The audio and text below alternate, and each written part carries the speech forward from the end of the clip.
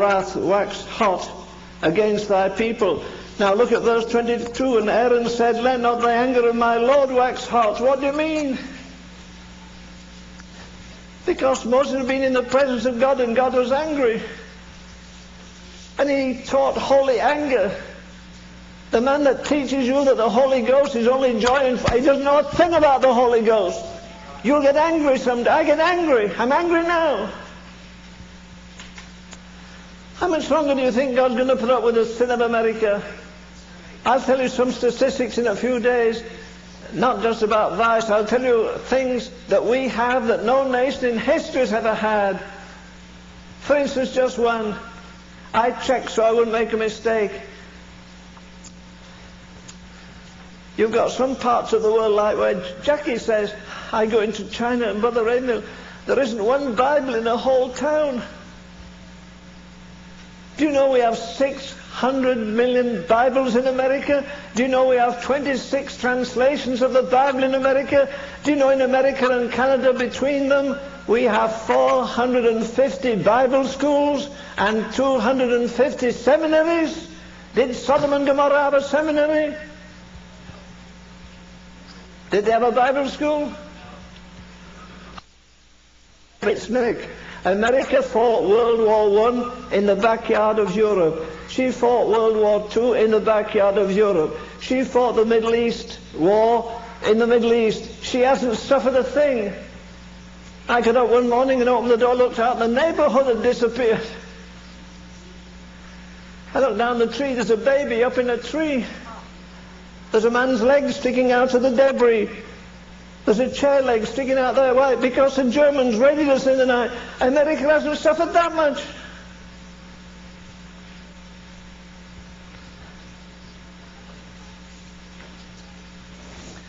I'm trying to warn you that we're heading for trouble. Let me tell you this, dear friend. With all the churches and everything we have, God, G-O-D, is N-O-T, not on trial in this critical hour in history. God is not on trial, His church is on trial.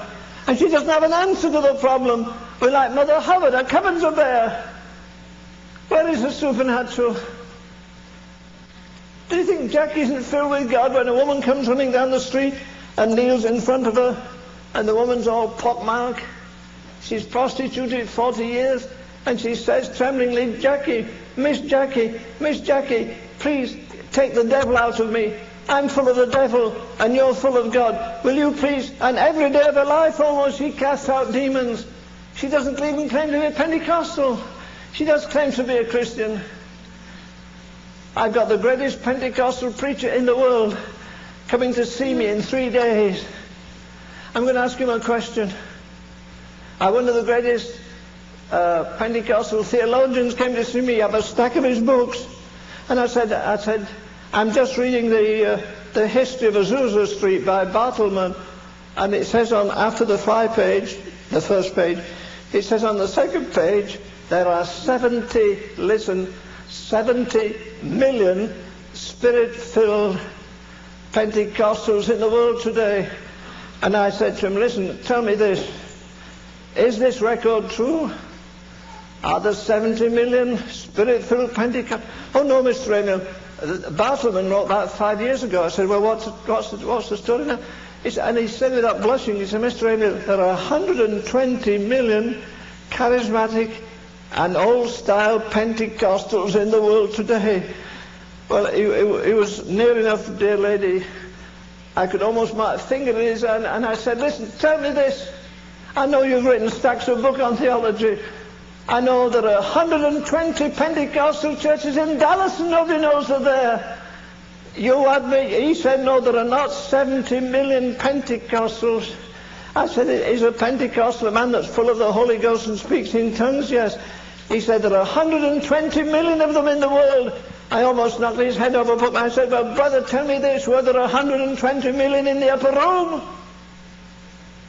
Oh, no. I said, well, what's the difference between their baptism of the Holy Ghost and yours? Don't tell me it's tongues. Every devout Mormon in Salt Lake City speaks in tongues. It's part of their religion. spiritists speak in tongues. Who cares a hill of beans if you speak in tongues, if you're bad-tempered, if you're jealous, if you get the last ounce of money out of somebody, the last ounce of work out of somebody? Come on! We're 1,000,000 miles removed from apostolic Christianity.